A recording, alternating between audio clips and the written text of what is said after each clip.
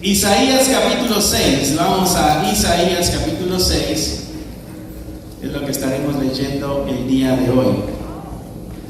Uno de los profetas mayores. Tenemos profetas mayores y profetas menores. No quiere decir que el profeta mayor sea superior y que el menor sea inferior. Va más que todo en la cantidad de escrito que tienen ellos y la cantidad de escrito referente a nuestro Señor Jesucristo. Por eso le llaman mayores y menores. Es nada más un término para saber quiénes escribieron más y quiénes escribieron menos. Isaías 6, ¿ya estás ahí?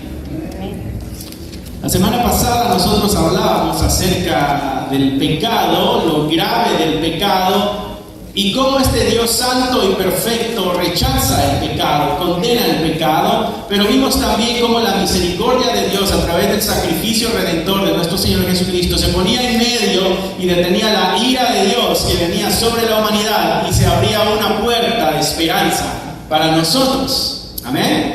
¿Recuerdan de eso? Hubo una persona que se acuerda. Los que no, tienen que ir a ver el video otra vez. Hoy va a estar saliendo. Bueno, el día de hoy vamos a hablar de este Dios santo. ¿Ya estás ahí en Isaías 6?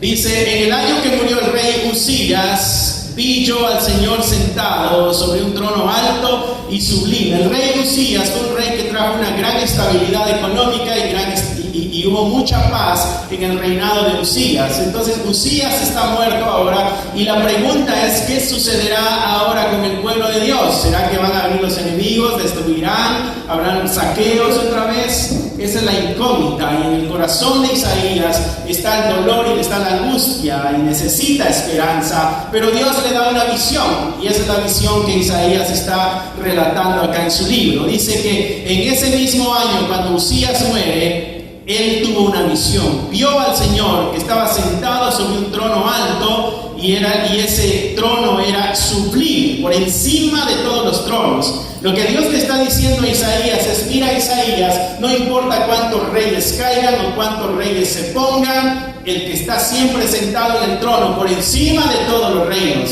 es Dios. Y ahí está la esperanza de Isaías.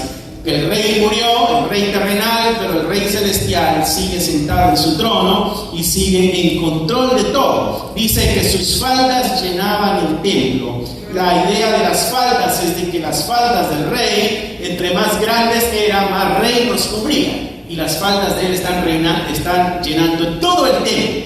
Lo que Isaías está viendo es un rey que está sobre todos los reyes y que su reinado es un reinado no solo en tiempo es universal, sino que también geográficamente es un reinado universal. Y dice el verso 2 que por encima de él habían serafines y cada uno tenía 6 alas, con 2 cubrían sus rostros y con 2 cubrían sus pies y con 2 volaban. Puedes hacerte esta imagen de este ser celestial que se tapa el rostro, se tapa los pies y con los otros 2 se sostiene en el aire, ¿no? Verso 13: y el uno al otro daba voces diciendo algo. ¿Qué era lo que decían? Santo, santo, santo, Jehová de los ejércitos, toda la tierra está llena de su gloria. Y esto lo están recitando constantemente. Santo, santo, santo. Santo, santo, santo. Santo, santo, santo. No hay cansancio en la adoración de estos seres celestiales. No hay tal cosa de que ya repetí muchas veces el corito, no. Este es un constante de siempre, de la eternidad. Santo, santo, santo es Jehová de los ejércitos. Y la expresión Jehová de los ejércitos es necesaria para Isaías porque está hablando de un poder militar, y es uno de los problemas que tiene Isaías. Dios se le presenta como un rey sentado en un trono y como un rey que tiene mucho dominio y como un rey que tiene muchos ejércitos bajo su dominio. Tranquilidad para Isaías. Eso es lo que él está viendo, esa es la visión. Pero nuestra intención el día de hoy, mis hermanos, a donde quisiera yo apuntarles, es de que veamos la santidad de Dios. La santidad de Dios es lo que tú ves elevado a la tercera potencia en la Escritura. Dios es amoroso, Dios es misericordioso, Dios es justo, Dios es todopoderoso, pero cuando se habla de su santidad, dice que es santo, santo, santo. La Escritura está llamando la atención a algo grande en Dios, y es la santidad. Santo, del hebreo kadosh, lo que quiere decir es cortar o separar. Lo que los querubines, que los serafines están diciendo es: separado, separado, separado es Dios de los ejércitos. No se parece a ningún otro Dios, no es igual a otro Dios, está lejos de los otros que pudieran ser dioses, pero a la misma vez está separado de la humanidad. Este Dios está aparte, no puede mezclarse entre todo. Eso es lo que se refiere la santidad. Otra cosa que podemos entender ahí es de que Él es distinto a toda la creación, distinto a todo lo que existe, fuera del alcance humano. Eso lo veíamos la semana pasada. Dios es puro, Dios es perfecto, Dios no se contamina, Dios no se acerca al pecado, nos dice la Escritura, no tiene comunión con el pecado, y ahí es donde tiene que ver la santidad de Dios. Te voy a leer lo que dice Job 34:10. Si lo quieres apuntar, apúntalo. Te los voy a leer. Job 34:10. Por tanto, varones de inteligencia, oídme, dice Job, lejos esté de Dios la impiedad y del omnipotente la iniquidad. De este Dios todopoderoso está lejos la iniquidad, y está muy lejos de Él también la impiedad. Cualquier acto que Dios hace va en relación a su santidad. Si Dios hace un juicio, es parte de su santidad. No es de que sea un Dios inicuo, no es de que sea un Dios malo, no es de que sea un Dios que abusa de su poder o de su autoridad. Job está diciendo: lejos de este Dios omnipotente y todopoderoso está la impiedad y está la iniquidad. Habacuc 1:13 dice: muy limpio eres de ojos para ver el mal. No pueden, tus ojos son tan puros, tan perfectos, dice Habacuc a Dios, que no ves lo malo. Dando la idea de esta cercanía al pecado, Dios no, ni puedes ver el agravio. Habacuc 1:13. La santidad de Dios, mis hermanos, está relacionada con su justicia, pero también está relacionada con su amor. Hay una relación entre la santidad, la justicia y el amor. Su justicia es necesaria porque Dios es un Dios santo, pero su amor también es necesario porque Dios es un Dios santo. Y nosotros podemos ver la unión perfecta, la armonía perfecta del amor y la justicia de Dios allá en la cruz, donde vemos a Dios derramando su ira sobre el pecado en Cristo en la cruz, pero a la misma vez mostrando su amor para el perdón nuestro allá en la cruz. En la cruz podemos ver la unión perfecta de la justicia y del amor de Dios, y eso va en relación a su santidad, porque Dios es un Dios santo, santo, santo. Amén. Todo lo que se relaciona con Dios es santo. El templo era santo porque era donde Dios posaba. Los utensilios que se usaban para el servicio del templo también eran santos. Eso quería decir que eran apartados, que no se podían usar para otra cosa. No podías usar las tenazas con las que agarraban el carbón del incienso, no las podían usar para darle vuelta a una carnita asada allá en el desierto. No, esos utensilios eran solamente para el servicio de Dios. Y eso quería decir que eran santos, estaban apartados de, no se usan para otro servicio, solamente para el servicio de Dios, porque todo lo que se relaciona con Dios se le exige santidad. El templo, el cielo es un lugar santo, dice la Escritura, es el lugar donde Dios habita. Habían días también que eran santos, y habían años que eran santos, y habían fiestas que eran santas, porque estaban en relación con Dios. Todo aquello donde Dios se relaciona es santo también. Eso es lo que tiene que ver con la santidad. ¿Te acuerdas de la zarza ardiendo cuando Dios le hace el llamado a Moisés. Hay una voz que le dice a Moisés: Moisés, quítate las sandalias, porque el lugar que pisas, ¿qué decía? Santo es. ¿Por qué? Porque la presencia de Dios estaba ahí manifestándose, y todo aquello que se relacionaba y se relaciona con Dios también es santo. Tú, mi hermano, y yo, que nos relacionamos con Dios, la Escritura nos exhorta a ser santos, porque todo aquello que se relaciona con Dios debe ser santo. Mira el verso 5 ahí en Isaías 6. ¿Qué sucede cuando la santidad de Dios se acerca mucho al hombre pecador? O quizá cuando el hombre pecador se pudiera acercar mucho a Dios, como tú quieras verlo. Mira el grito de Isaías. Dice: entonces dije, este es Isaías, ¡ay de mí, que soy muerto! ¡Ay, Dios mío! ¿Dónde estoy? ¿Qué estoy viendo? Estoy viendo al Dios que es santo, santo, santo. ¿Qué sucede en Isaías? Dice: ¡ay de mí, que soy muerto! Porque siendo hombre inmundo de labios, no solamente eso, sino que habito en medio de un pueblo que tiene labios inmundos. He cometido una barbaridad. Mis ojos han visto al Rey, a Jehová de los ejércitos. ¡Ay de mí! ¡Ay de mí! Porque acabo de escuchar que los serafines decían que Él es santo, santo, santo, y lo que eso hace, dice Isaías, es reflejar mi pecado, mi debilidad, mi impureza. ¡Ay de mí!, dice Él, porque soy un hombre de labios inmundos y habito en medio de un pueblo que tiene labios inmundos. ¿O qué sucede cuando lo santo se acerca a lo impuro, mi hermano, mi hermana?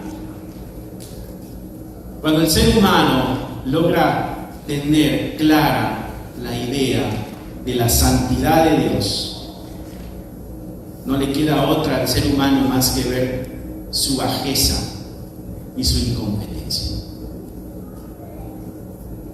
Cuando tú te acercas de tal manera a Dios y tienes una experiencia donde su santidad queda clara en tu mente y en tu corazón, lo único que en el corazón del ser humano puede ser es una reflexión de su bajeza y de su incompetencia.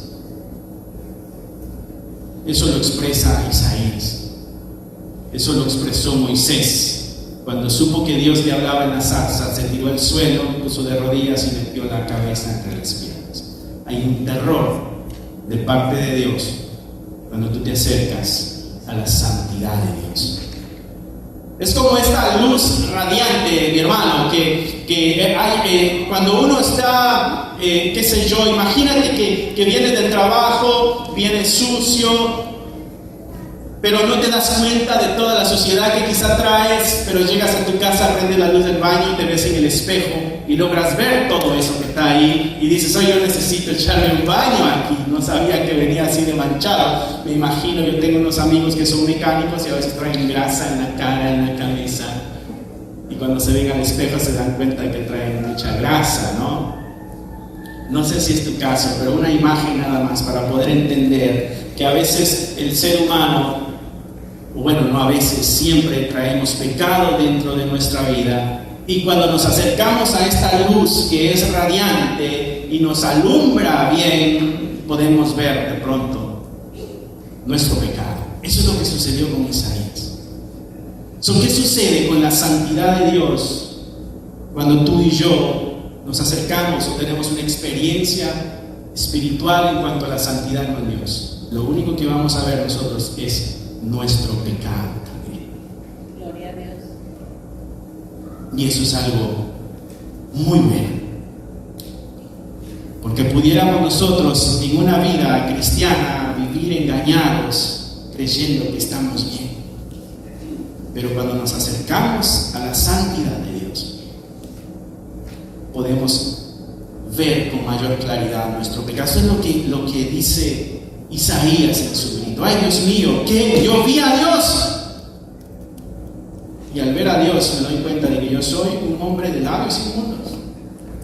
Y no solo eso, sino que en medio de la comunidad donde yo vivo también tiene los labios inmundos. ¿Cómo es posible eso? ¿Cómo es posible que todavía esté vivo? Por eso él dice, ay de mí, yo soy un hombre muerto ahora. Porque es incomprensible que pueda sobrevivir ante la santidad de Dios. Eso nos ayudará a entender por qué Dios sacó al ser humano del huerto del Edén. No solamente una expulsión de castigo, porque había pecado contra él, sino una especie de protección también, porque si se acerca mucho el ser humano puede ser extinguido. Cuando Moisés le dijo a Dios, muéstrame tu gloria, Dios dice, no sabes lo que estás pidiendo. Te voy a dejar ver algo nada más, para que no digas que me niego en totalidad, pero no me puedo manifestar totalmente. Y le dijo, cuando yo pase te voy a dejar saber, tú métete en la grieta de la peña y yo voy a pasar y yo te voy a decir cuándo puedes ver. Y pasó Dios y habló y le dijo a Moisés que podía ver, y dice Moisés que lo que vio fue la espalda de Dios. No puede Moisés estar muy cerca de Dios, a menos de que haya una protección especial de parte de Dios.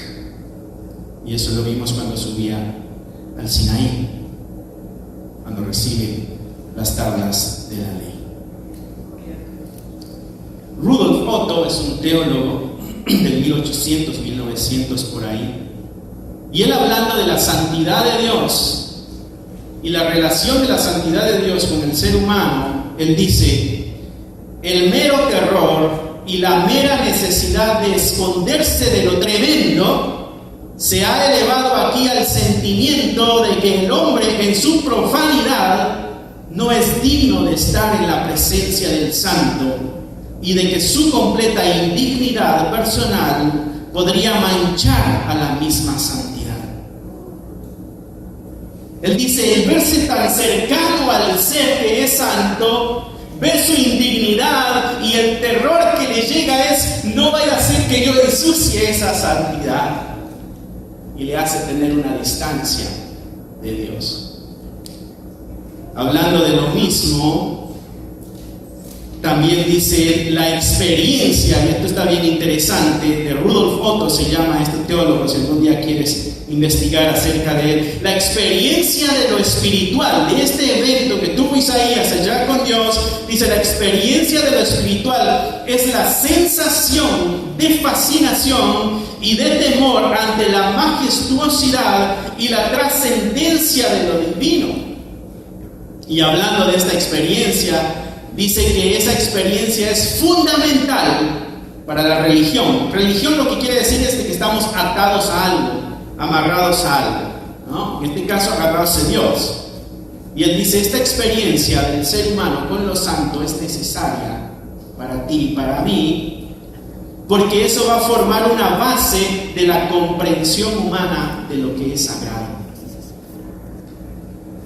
Él dice, es necesario que tú y yo tengamos una experiencia similar a la de Isaías, porque sería la única manera en que tú y yo pudiéramos comprender de qué es algo sagrado.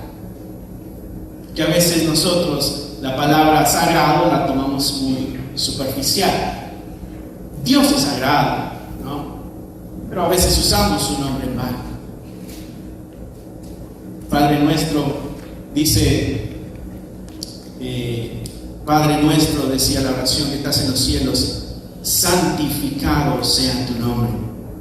Que tu nombre, Dios, sea apartado por la humanidad y no sea mezclado con los nombres comunes, porque es un nombre único, es santo, y esa era una de las peticiones que Cristo nos enseñó a orar constantemente.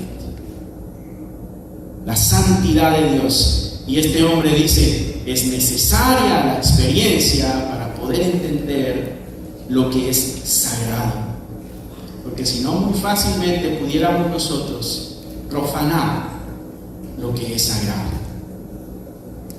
Mis hermanos, nosotros estamos en un estado muy peligroso a veces cuando estamos con el Señor y no podemos examinar nuestro corazón y ver la grandeza de su santidad y perfección. Eso Pablo nos exhorta a examinarnos constantemente. No vaya a ser que estemos nosotros despegados de esta verdad. So, el grito de Isaías es un grito de terror, porque sabe que Dios está cerca y él es un pecador. Y él sabe que Dios no puede estar cerca del pecado, porque lo destruye o lo perdona. Isaías sabe que no hay nada en él que sea digno para Dios para poder recibir su perdón. Lo único que le queda es la destrucción. Porque no hay nada que tú y yo podamos presentarle a Dios como una ofrenda para decirle: Dios mío, en base a esto, perdona mis pecados. Fue necesario que Él mismo se hiciera hombre y se entregara a la cruz para que nuestros pecados fueran perdonados. Esto nos recuerda que nosotros también somos profanos y muchas veces somos indignos de la cercanía de Dios. Y crea esto una necesidad en nosotros, una necesidad de luchar, de buscar la santidad, de tener una vida pura, pero a la misma vez nos damos cuenta de que somos incapaces de lograrlo, que dentro de nosotros está una naturaleza pecaminosa que constantemente nos empuja al mal. Pablo decía: ¡ay de mí! ¿Quién me librará de este cuerpo de muerte? Cuando él dice: hay una ley dentro de mí que me empuja a pecar. Pablo dice: ¡ay, Dios mío! ¿Cómo le voy a hacer? ¡Ay de mí! Vamos a seguir leyendo ahí en Isaías 6, el verso 6. Y podremos ver nosotros en acción la gracia de Dios. Porque decíamos, o la santidad de Dios o destruye al pecador o le perdona al pecador. Mira lo que sucede con Isaías. Dice: y voló hacia mí uno de los serafines. La palabra serafín viene del hebreo seraf, que lo que quiere decir es quemador o ardiente. Estos son seres de fuego, lo que la escritura está diciendo, ¿no? Entonces dice: voló hacia mí uno de los serafines, teniendo en su mano un carbón encendido, tomado del altar con unas tenazas. Y tocando él sobre mi boca, dijo: he aquí que esto tocó tus labios. ¿Y qué sucede? Es quitada tu culpa y es limpio tu pecado. Y el respiro para Isaías. Ay, Dios mío. No sé si alguna vez has estado tú en la orilla de la muerte y que te digan: no te preocupes, tu vida va a continuar mucho tiempo más. El tío nos daba un testimonio, algo así, hace unos días atrás y hace unos meses atrás. Pero quizá alguno de ustedes haya tenido alguna experiencia similar alguna vez. De decir: ya estamos, ya el doctor te dijo: ¿sabes qué? Te quedan 2 meses de vida. O de que: ¡ay, fue un error! Nos equivocamos de expediente. Vas a seguir continuando por muchos años. ¡Uy! ¡Qué alivio! Bueno, Isaías tuvo una experiencia similar. Soy hombre muerto. Pero de ahí un serafín llega, toma unas brasas, dice ahí, del altar. ¿Para qué era el altar, mis hermanos? Para los sacrificios, para el perdón de pecados. Lo que Isaías está viendo es de que hay un sacrificio que es capaz de limpiar de mi pecado. Eso es lo que hizo el serafín. Toma la brasa, toca los labios de Isaías y le dice: tu pecado es perdonado y tu culpa también es quitada. El combo, ¿no? Pero hay un proceso acá, mis hermanos. Al vernos nosotros pecadores e indignos ante la cercanía de esta santidad, de este ser que es santo, santo, santo. Porque Isaías reconoce que es un pecado. Isaías dice: ay de mí, porque soy un hombre de labios inmundos. Hay un proceso, si pudiéramos decir, en el creyente, en el Hijo de Dios, cuando está cerca de Dios, y es reconocerse pecador, verse a sí mismo y verse pecador. Isaías, ya que se ve como pecador, confiesa la santidad de Dios. Estoy cerca, he visto al santo. confiesa la santidad de Dios, ve su pecado y confiesa su pecado. No sé si ves la dinámica en ese va y ven entre Isaías y Dios. Y cuando las cosas en la mente de Isaías están claras, es cuando llegó el perdón. Ya que él ha confesado su pecado, ya que él ha confesado que Dios es santo, ya que ha confesado que no puede estar ahí, ya que tiene claro en la mente y en su corazón su situación como humano ante la presencia divina de Dios, es cuando llegó el perdón. Primero hay que reconocernos pecadores, no solo de palabras, no solo decir Dios mío perdóname, una conciencia legítima de desgracia y de limitación y de impotencia, que es la que nos conduce a un verdadero arrepentimiento. ¿Sabe lo que es arrepentimiento? Es un cambio de mentalidad. Eso quiere decir que si este es tu camino, y es un camino de pecado y de maldad, te arrepientes y es como que, ay, voy en la dirección equivocada, te das la vuelta y ahora vas en la dirección correcta. Eso es lo que quiere decir arrepentimiento. Quiere decir que sin mentir, yo voy en el camino y voy mintiendo y digo, ay, me arrepiento de mis mentiras. ¿Qué quiere decir? Que ya no miento. Y quiere decir que ahora reconozco que este pecado me aleja y me mancha de esta relación que pudiera tener yo con Dios. Y rechazo ese pecado. Mi mente cambió. Antes creía que era bueno, antes creía que me ayudaba para alcanzar mis propósitos, la mentira. Pero ahora digo, no, espera, al contrario, me está ensuciando espiritualmente. Y rechazo eso. Entonces el cambio de mentalidad es lo que quiere decir arrepentimiento. Bueno, eso es lo que pasa con Isaías. Pero fue necesaria enfrentarse a la santidad de Dios. Esta pudiera ser una oración, mis hermanos, que debiéramos hacer cada día, cada momento. Que el Señor nos ayude a comprender su santidad, porque eso nos ayudaría a ver nuestro interior y nos empujaría a encontrar el perdón en el Señor. Y quizás dejaríamos de hacer esas cosas de las cuales nos arrepentimos y volvemos a caer, y nos arrepentimos y volvemos a caer, nos arrepentimos y volvemos a caer. Entonces no ha cambiado la mente. Hay algo ahí que necesitamos nosotros. ¿Será? Lo que necesitamos es comprender la santidad de Dios. Con un carbón del altar es limpiado a sus labios, porque su confesión fue en cuanto a su boca. Se le quitó la culpa también. Ahora Isaías, mi hermano, en ese proceso, Isaías fue quebrantado, pero a la misma vez fue restaurado.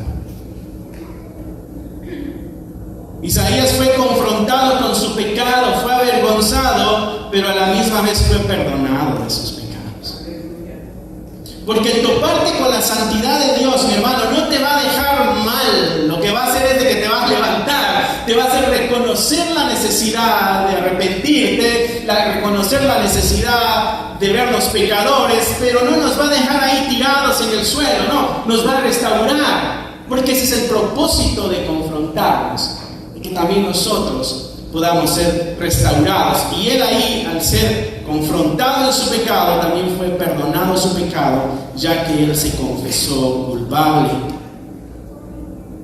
Fue humillado, fue restaurado, y ahora está listo para una misión.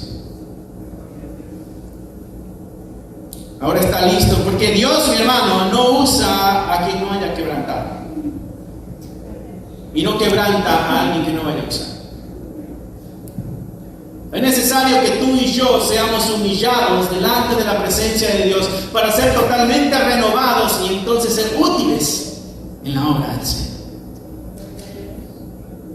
Moisés estuvo 40 años en el palacio aprendiendo las cosas del rey, pero fue llevado al desierto 40 años y entonces se equipó para la misión. de vivir otros 40 años en el desierto, pero con el pueblo del Señor. Humillado, quebrantado, pero levantado y exaltado.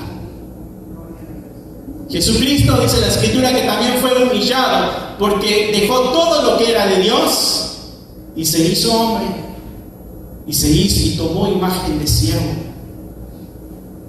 y se humilló de tal forma que se sometió a la ley y llegó al punto de la muerte de cruz, llegó a la maldición, porque maldito todo aquel que colgare de madero, dice la ley.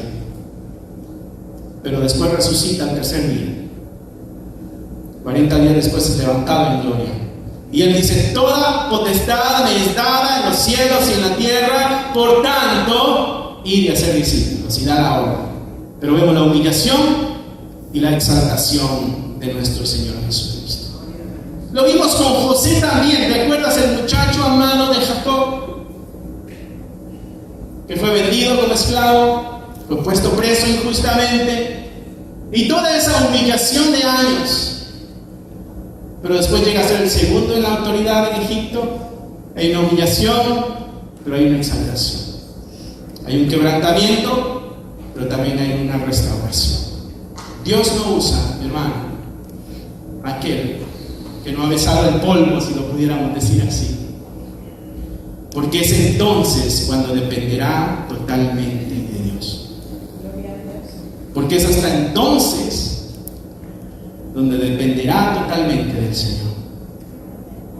Por eso vemos a un Pablo que estuvo dispuesto a viajar alrededor del mundo conocido y predicar el Evangelio sin temor a nada, porque tuvo una experiencia con la santidad de Dios. Fue humillado, fue quebrantado, pero después se le dio una misión. Mi hermano, no sé si tú quieres ser usado por Dios, pero podemos aprender de estos grandes hombres de cuál fue el proceso para ser usados por Dios. Debemos buscar eso nosotros. Sigue leyendo verso 8. Ya tenemos a un Isaías ahora que está preparado para una misión. Dice Isaías: después yo oí la voz del Señor. O sea, habló Dios. Porque recuerdas, Dios no había hablado. Tú tuvo la visión, los serafines fueron los que dijeron. Y él se dio cuenta dónde estaba y dijo: ay Dios mío, ¿dónde estoy? Pero ahora escucha al mismo Dios. Ahora Dios le habló a él directamente. Y esto es interesante porque necesitamos también escuchar la voz de Dios. Pero no esperemos escuchar la voz de Dios si no andamos en santidad. No podemos esperar que Dios nos hable si andamos en pecado y apartados de la vida pura. Dice: después oí la voz del Señor que decía: ¿a quién enviaré? ¿Y quién irá por nosotros? Una expresión así como una pregunta al aire. Hay algo que hacer, pero no sé quién enviar, ¿no? Tienes a un hombre ahí, Isaías, pero necesita también ser un voluntario. Y entonces respondí yo, dice Isaías: venme aquí estoy yo, envíame a mí. No busques por otro lado. Me acaba de salvar la vida, me acaba de perdonar mis pecados, me acaba de quitar la culpa. ¿Qué más puedo hacer? Si hay algo que pueda hacer por él, lo voy a hacer. Dice: venme aquí, envíame a mí. Verso 9. Y entonces Dios le dijo: anda y di a este pueblo, oíd bien y no entendáis. Ve y predícale a la gente, súbete a una piedra, a una plaza, ve en las calles, ve a una sinagoga, qué sé yo. Ve a un lugar donde esté mi pueblo y diles: escuchen, pero no me escuchen. No. He aquí, dice: envíame a mí, di ahora a este pueblo, oíd y no entenderáis. Ve, por cierto, pero no vas a comprender. Engruesa el corazón de este pueblo y agrava sus oídos y ciega sus ojos, para que no vean con sus ojos, ni oigan con sus oídos, ni su corazón entienda, ni se convierta y haya para él sanidad. Nosotros diríamos: Dios está mandando a Isaías al fracaso. Si viéramos a Isaías como un predicador, diríamos: este tipo fue un fracaso en su ministerio, porque él habló pero nadie le oía. Él habló, pero nadie le escuchaba. Él exhortaba, pero nadie entendía, nadie obedecía. Y diríamos, su ministerio fue un fracaso. Porque el éxito que nosotros tenemos en la mente es un éxito del mundo, donde hay logros y hay triunfos. Pero el éxito en la Escritura es diferente. El éxito tiene que ver con la obediencia a Dios. Si tú eres un creyente obediente, tú eres un creyente exitoso. No es fácil, ¿verdad? Lo manda a predicar, el pueblo no va a escuchar. Hay 3 características que acompañan al creyente, de acuerdo a J. Packer, un teólogo. Dice, hay 3 características que acompañan a un creyente. Y podemos nosotros, en cierto sentido, poder verlas acá en Isaías. La primera característica, mi hermano, y aquí es donde tú y yo debemos analizar nuestra vida, si nosotros estamos parados firmes en la roca que es Cristo. Porque la primera característica que tú y yo debemos tener como hijos de Dios es de que queremos imitar a Dios. Debe haber en nosotros un deseo constante de querer imitar a Dios, de ser semejantes a Dios. Efesios 5:1-2 dice, ser pues imitadores de Dios como hijos amados, así como el hijo que ama a su padre, ese hijo trata de... ¿Tienen ustedes que son padres aquí, cuando tienen sus hijos, no se han dado cuenta que sus hijos les siguen sus pasos? Y tratan de aprender, de imitarles, ¿no? Ves a Jesucristo que era carpintero y su papá que era carpintero. Y ves esa relación. Ves a Carlos que es pescador, que es su hijo, pescadorcito. Y ponen sus fotos ahí en el Facebook cuando se van a pescar. Pero es un hijo que está imitando a su padre. Bueno, el Hijo de Dios trata de imitar a su padre. En una ocasión los fariseos le dijeron a Jesucristo, hijos de Abraham somos. Y Jesús les dijo, oh, qué bueno. No, les dijo, hijos del diablo son ustedes. Porque las obras que hacen son las obras del diablo, que ha sido mentiroso desde el principio. Ahí ya no me gustó. Bueno, primera característica del Hijo de Dios es de que busca imitar a Dios. Te leía Efesios 5:1-2, solo apúntalos, yo te los voy a leer. Dice, sed pues imitadores de Dios como hijos amados y andad en amor como también Cristo nos amó y se entregó a sí mismo por nosotros, ofrenda y sacrificio a Dios en olor fragante. Levítico 27, santificaos, háganse santos, santificaos pues y sed santos, porque yo, Jehová, soy vuestro Dios. Anda en santidad, porque yo soy santo, dice Dios, y yo soy tu Dios. Hay que imitar a Dios. Primera de Pedro 1:15-16 dice, sino como aquel que os llamó, así como aquel que nos llamó, dice, sed santos, y sed también vosotros santos en toda vuestra manera de vivir. No el domingo, un par de horas, no, todos los días. Cada momento, en el trabajo, en el parque, en la tienda, donde tú estés manejando en la calle, cuando se te cruza aquella persona y tú llevas prisa, dice, sean santos en todo momento. No perdamos la santidad por momentos, mis hermanos. Sed santos vosotros en toda vuestra manera de vivir. Porque escrito está, dice Pedro, esto no me lo inventé yo, dice, sed santos, porque yo soy santo. Imitar a Dios, característica, tú y yo debemos hacerlo. Imitar a Dios porque Él es nuestro Padre. Ustedes como padres alguna vez les llamaron la atención a sus hijos y seguramente les dijeron, mira, tú no me has visto a mí hacer eso, ¿por qué haces tú eso? Tú no has visto que eso se haga en la casa, ¿por qué lo haces tú? ¿No? ¿Dónde aprendiste eso? Porque en el hogar no lo aprendiste. ¿Por qué? Porque se espera que sea igual que los padres.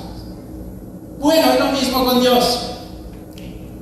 Dios espera que nosotros nos parezcamos a Él también. Por eso nos ha venido a redimir y a restaurar. Otra característica que tiene el creyente es que glorifica a Dios. No solo busca imitar a Dios, sino que también tiene el deseo de glorificar a Dios. ¿Y cómo tú y yo le traemos gloria a Dios? A través de nuestra conducta pública, nuestro comportamiento en la sociedad. Mateo 5:16: alumbre vuestra luz delante de los hombres, para que vean vuestras buenas obras. ¿Y qué va a suceder? Y glorifiquen a vuestro Padre que está en los cielos. Asegúrense, mis hermanos, dice acá Mateo, hablando de Jesucristo, de que la luz de ustedes en todo momento brille. Y esa luz brillante, resplandeciente, la va a ver la sociedad. Y cuando los vean a ustedes y reconozcan que son hijos de Dios, lo que ellos van a hacer es glorificar al Padre. Son nuestra segunda característica como hijos de Dios, debe ser este deseo de glorificar a Dios. Una forma más clara que te puede ayudar a ti, mi hermano, para poder saber cómo debe ser la conducta del creyente en la vida pública, la encuentras en Mateo capítulo 5, capítulo 6 y capítulo 7. Esos 3 capítulos son la ética cristiana. Esta es la forma en que el ser humano debe conducirse en la sociedad. Ahí dice él: nosotros somos la sal de la tierra, somos la luz del mundo. Habla de la relación que tú y yo debemos tener con la ley, habla de la relación que tú y yo debemos tener con nuestros enojos, con nuestra ira, habla acerca de nuestra relación y que no debemos relacionarnos con el adulterio, no debemos también en la práctica del divorcio. Jesús y los juramentos, el amor hacia los enemigos, nuestra relación con nuestras ofrendas, nuestras limosnas, nuestra oración debe ser a solas, no debe ser hipócrita tratando de llamar la atención. Nuestras prácticas espirituales, habla del ayuno, habla del amor hacia el dinero, le amamos a Dios más que al dinero. Y nuestros ojos, lo que vemos, hacia dónde apunta, porque esa es la lámpara de nuestro cuerpo. Nuestra relación con las riquezas, nuestra relación con el afán y la ansiedad, el no juzgar a los demás. La regla de oro, la oración, por donde debemos pasar, los frutos deben dar testimonio de nosotros y debemos estar cimentados sobre la roca que escribimos. 5, 6 y 7 de Mateo, nuestra conducta cristiana. Bueno, eso es lo que glorifica a Dios, nuestra conducta pública. Tercera característica, y ya con esto termino, mis hermanos. Otra característica que tú y yo debemos tener de que debe haber un deseo fuerte en nuestro corazón de querer complacer a Dios. Debe existir en nosotros el deseo de complacer a Dios, no de complacernos a nosotros, de complacer a Dios. ¿Viste el ejemplo de Isaías? Hay algo que hacer. ¿A quién mandaré? Mándame a mí, Isaías. Bueno, la tarea de Isaías no es tan buena, porque vas a ir a hablar y la gente te va a tomar de loco. No me importa, lo que yo quiero es complacerte. No quiero complacer a la comunidad que escucha. Debe existir el deseo de complacer a Dios. No le importa si le escuchan o no. No le importa si le creen o no. No le importa si le obedecen o no. Lo único que le importa es complacer a Dios. Si esto es, Dios, lo que tú quieres, lo voy a hacer. Y la sociedad te va a decir: oye, pero tan loco, ¿cómo es posible? No importa. Si es lo que Dios quiere, es lo que voy a hacer. Cuando oramos, Jesucristo hablando acerca de la oración ahí en el Sermón del Monte, Él decía: cuando oren, no hagan como los hipócritas, que se ponen en las esquinas de las plazas y en las calles y levantan sus voces en oración, y dice: para ser vistos por los demás. En la oración pudiera ser de que algunos no quisiéramos complacer a Dios, sino complacernos a nosotros mismos. Mejor háganlo a solas, en su recámara, en secreto. Si no puedes contener en tu corazón, o esa es tu debilidad en tu corazón, mejor no lo hagas en público. Mejor hazlo en secreto, donde tu Padre te escucha, porque Él te va a recompensar en público. También les dijo él: cuando ustedes ofrenden, no hagan sonar trompetas. No digan: hermanos, traje mi ofrenda, es tanto.